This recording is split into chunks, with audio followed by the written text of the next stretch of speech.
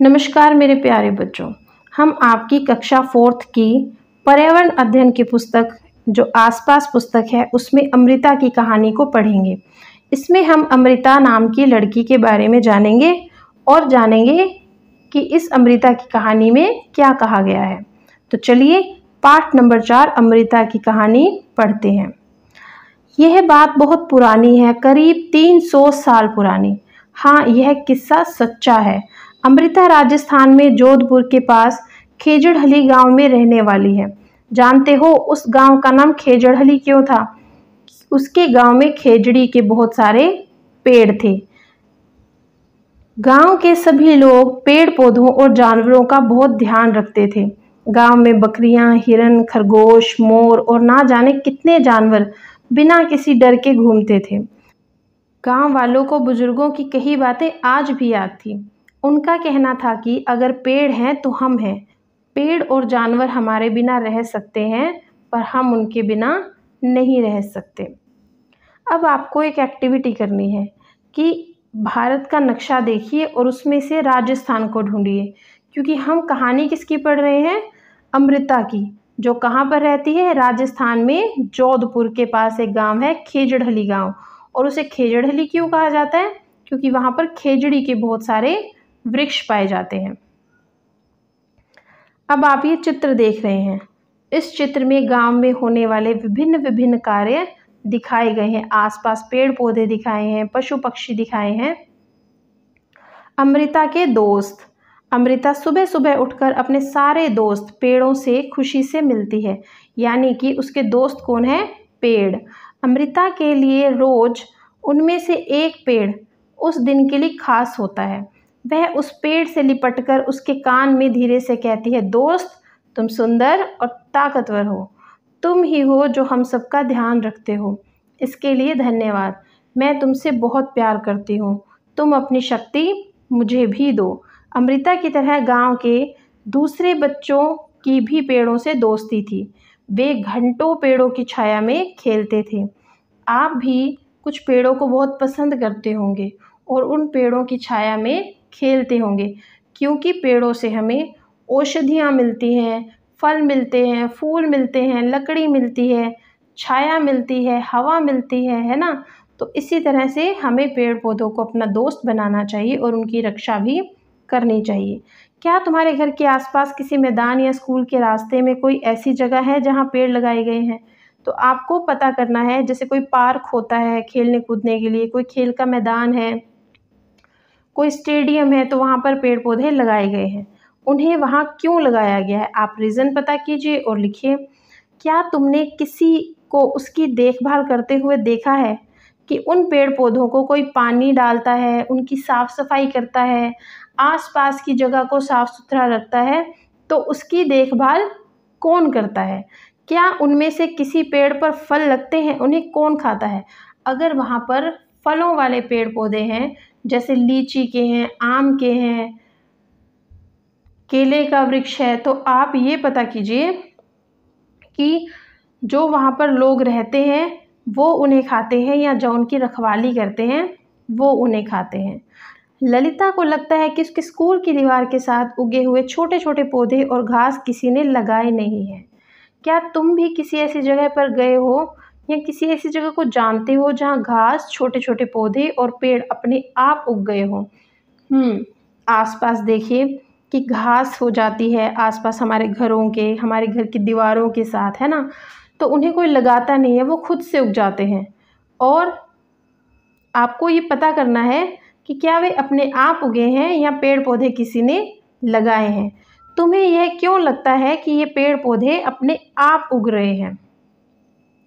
क्योंकि ना तो उन पेड़ पौधों को कोई पानी डालता है, ना ही किसी ने वो पेड़ पौधा लगाने के लिए उसमें मिट्टी में बीज डाला। इसीलिए हमें लगता है कि वो पेड़ पौधे अपने आप उगे होंगे। आप इसके लिए कोई और रीज़न भी दे सकते हैं। पेड़ खतरे में। समय बीतता गया, अमृता बड़ी हो गई। एक दिन वह अपने पेड़ों से मिल रही थी, तभी उसने देखा कि गांव में कुछ अनजान लोग कुल्हाड़ी लेकर खड़े हैं। पूछने पर पता चला कि वे राजा के आदमी हैं। राजा के कहने पर वे लकड़ी के लिए पेड़ काटने आए थे। लकड़ी राजा के महल के लिए चाहिए थी। आप ये सोचिए कि राजा के महल में लकड़ी की क्या आवश्यकता होगी। यह सुनते ही अमृता के होश उड़ गए कि उसके दोस्तों को उसके पेड़ों को काट दिया जाएगा। उन आदमियों ने जिस पेड़ को काटने के लिए चुना, अमृता उस पेड़ से लिपट गई। उन लोगों के डराने धमकाने पर भी वो नहीं हटी। राजा के आदमियों को राजा की बात तो माननी थी, वरना उनकी अपनी जान चली जाती। उनकी कुल्हाड़ी के एक ही वार से अमृता के पैरों से खून बहने लगा और वह गिर गई, लेकिन उसने पेड़ को नहीं छोड़ा। अमृता को देखकर उसकी बेटियों और गांव के 300 से भी ज़्यादा लोगों ने पेड़ों से लिपटकर अपनी जान दे दी। यानी कि वो पेड़ों से चिपके रहे, परंतु राजा के आदमियों ने पेड़ों को काटने के लिए उन सभी को भी मार दिया। अब राजा को इस बात का पता चला तो उन्हें यह बात समझ में नहीं आई कि लोग पेड़ों के लिए अपनी जान भी दे सकते हैं। वे खुद वहां आए और स्वयं लोगों का पेड़ों के प्रति प्यार देखा। तुम्हें याद है ना उस गांव के बुजुर्गों की बातें? क्या बातें करते थे वहाँ के बुजुर्ग? वहाँ के बुजुर्ग बातें करते थे कि पेड़ और जानवर हमारे बिना रह सकते हैं, परंतु हम पेड़ और जानवरों के बिना नहीं रह सकते, क्योंकि पेड़ों से और जानवरों से हमें बहुत सारी चीज़ें मिलती हैं। अगर पेड़ और जानवर नहीं होंगे तो क्या हम रहेंगे? अगर आपके आसपास पेड़ नहीं है, जानवर नहीं है, तो क्या हम जीवित रहेंगे? नहीं, क्योंकि पेड़ों से हमें छाया मिलती है, फल फूल, औषधि, लकड़ी, बहुत सारी चीज़ें मिलती हैं, ऑक्सीजन मिलती है ना। और जानवरों से हमें दूध, अंडे और बहुत सारे प्रोडक्ट्स मिलते हैं, और दूध से ही हम दही बनाते हैं, मक्खन बनाते हैं, बहुत सारी चीज़ें हम दूध से बनाते हैं। तो अगर ये नहीं होंगे तो क्या हम जीवित रहेंगे? इस बारे में कक्षा में आप अपनी क्लास में चर्चा कीजिए। सुरक्षित गांव। राजा पर गांव वालों की बातों का बहुत गहरा असर पड़ा। उसने आदेश दिया कि इस इलाके में कभी कोई पेड़ नहीं काटेगा और न ही कोई शिकार करेगा। आज 300 साल बाद भी वहाँ के लोग, जो बिश्नोई कहलाते हैं, पेड़ों और जानवरों की रक्षा करते हैं। रेगिस्तान में होते हुए भी यह इलाका आज भी हरा भरा है। जानवर बिना किसी डर के यहाँ पर घूमते फिरते हैं। तुमने तीसरी कक्षा में जिस पेड़ से दोस्ती की थी, अब वह कैसा है? हमने तीसरी कक्षा में एक पाठ पढ़ा था जिसमें हमने बोला था कि आप एक पेड़ से दोस्ती कीजिए, उसे पानी दीजिए, उसकी रक्षा कीजिए। आपको ये बताना है कि अब वो कैसा है। इस साल एक और नए पेड़ से दोस्ती करो। अपने दोस्त पेड़ों को क्या तुमने साल भर के मौसम के साथ बदलते देखा है? कभी उनके पत्ते झड़ जाते हैं, कभी उन पर हरे पत्ते आते हैं, कभी फूल आते हैं और फिर फल आते हैं। किसी एक पेड़ के बारे में लिखना है, क्या उस पर फूल आते हैं? आपको एक पेड़ लीजिए और उसके बारे में जानिए कि क्या उस पर फूल आते हैं, फूल साल भर रहते हैं क्या, और पत्तियां किस महीने में झड़ जाती हैं? पत्तियां पतझड़ के महीने में झड़ जाती हैं, है ना। क्या उस पर फल लगते हैं? फल किन किन महीनों में लगते हैं? क्या तुमने कभी ये फल खाए हैं?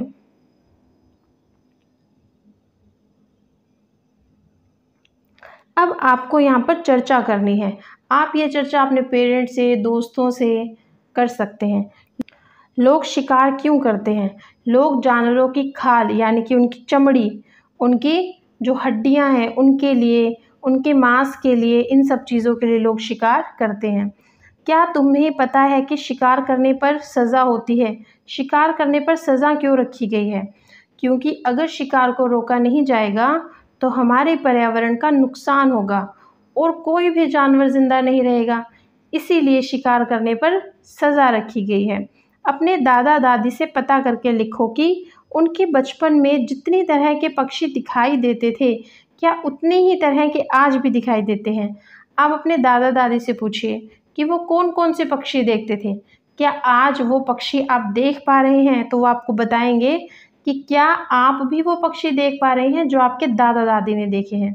कौन से पक्षी कम हुए हैं, यहाँ पर आपको लिखना है। ऐसे कौन से जंतु और पक्षी हैं जो अब आपके आसपास दिखाई नहीं देते हैं। तो यदि शिकार को नहीं रोका जाएगा तो इसी तरह से धीरे धीरे पक्षी और पशु पक्षी दोनों ही खत्म होने शुरू हो जाएंगे। शांति के दादाजी ने बताया कि जब वे छोटे थे तब बहुत सी चिड़िया, मैना आदि दिखाई देती थी। क्या तुम अंदाज़ा लगा सकते हो कि इन पक्षियों की संख्या कम क्यों हो गई है? क्योंकि लोग इनका शिकार करते हैं, लोग इन्हें जीने नहीं देते, क्योंकि लोग इनका शिकार करते हैं। और कुछ पशु पक्षियों को खाने और पीने के लिए वातावरण नहीं मिल। शांति के दादाजी ने बताया कि जब वे छोटे थे तब बहुत सी चिड़िया, मैना आदि दिखाई देती थी। क्या तुम अंदाज़ा लगा सकते हो कि इन पक्षियों की संख्या कम क्यों हो गई? कोई 2 कारण लिखिए। इन्वायरमेंट चेंज होने की वजह से, जैसे पर्यावरण आज से 100 साल पहले था वैसा आज नहीं रहा। ऑक्सीजन हमें जो मिलती है वो पहले के मुकाबले बहुत कम हो गई है ना? जो जो शीतल हवा है, ठंडी हवा, साफ हवा, क्योंकि प्रदूषण की वजह से हवा दूषित हो चुकी है, जिसकी वजह से ये पक्षी सर्वाइव नहीं कर पाते, जीवित नहीं रह पाते, और कुछ पक्षियों का शिकार कर लिया जाता है, जिसकी वजह से भी इनकी संख्या कम हो गई है। आप और भी कारणों को जानिए और यहाँ पर लिखिए। अमृता के गांव में बहुत खेजड़ी के पेड़ थे। तुम्हारे इलाके में कौन से पेड़ ज़्यादा पाए जाते हैं? 2 के नाम लिखने हैं कि अगर आप पहाड़ी इलाके में रहते हैं तो आपके पास कौन से वृक्ष हैं, और अगर आप किसी मैदानी इलाके में रहते हैं तो आप बताइए कि कौन से पेड़ आपके पास हैं। अपने बड़ों से पता करो कि क्या इन पेड़ों की कोई खास बात है, जैसे जो पेड़ पौधे पहाड़ी इलाकों में उगते हैं उनकी क्या विशेषताएं हैं, और जो मैदानी इलाकों में उगते हैं उनकी क्या विशेषताएं हैं।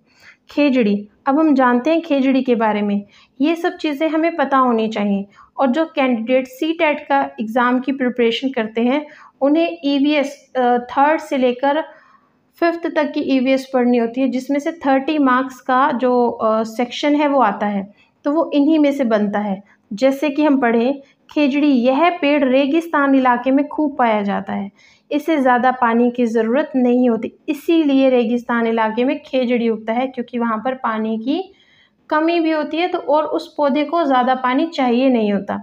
इस पेड़ की छाल दवा के काम आती है। अभी मैंने बताया था कि पेड़ों से हमें औषधियाँ यानी कि दवाइयाँ मिलती हैं। कुछ दवाइयाँ उनकी छाल से मिलती हैं, कुछ उनके पत्तों से बनती हैं, कुछ उनके दातुन से बनती हैं, तो कुछ उनकी शाखाओं से, जड़ों से भी बनती हैं। और इनकी लकड़ी को कभी कीड़ा नहीं लगता, तो जो खेजड़ी के वृक्ष की लकड़ी होती है उसे कीड़ा नहीं लगता। इस पेड़ की कलियों की सब्ज़ी भी बनाई जाती है। इसकी पत्तियाँ वहाँ पर रहने वाले जानवर खाते हैं, और इसकी छाया में तुम जैसे बहुत से बच्चे खेलते भी हैं। तो आपने देखा कि खेजड़ी के वृक्ष की कितनी सारी विशेषताएं हैं और ये कितनी जगह पर हमारे काम आता है। यहाँ पर आपको क्या करना है, बच्चों को बड़ों से जानवर और कीड़े मकोड़ों के बारे में जानकारी प्राप्त करनी है। आप अपने बड़ों से बात कीजिए, अपने पेरेंट्स से बात कीजिए, दादा से, दादी से, नाना नानी से बात कीजिए, और पर्यावरण में हो रहे बदलावों के कारण पक्षियों की जो संख्या कम होती जा रही है उस पर आप अपनी चर्चा कीजिए। तो आज हमने अमृता की कहानी पढ़ी, अमृता के बारे में पढ़ा। अमृता ने जिस तरह से पेड़ों को दोस्त बनाया और फिर जीवन भर उनकी रक्षा की और उन्हीं पेड़ों के लिए अपनी जान भी दे दी, ये भी हमने पढ़ा। और आज भी इतने सालों के बाद भी वहाँ पर हरे भरे वन है। किस वजह से? क्योंकि वहाँ के लोग अवेयर थे, पेड़ों के दोस्त थे, है ना, समझते थे पर्यावरण के बारे में और उनके महत्व के बारे में। तो आप भी अपने आसपास के पर्यावरण को सुरक्षित रखें और पेड़ पौधों को लगाएं, उनकी रक्षा कीजिए। धन्यवाद।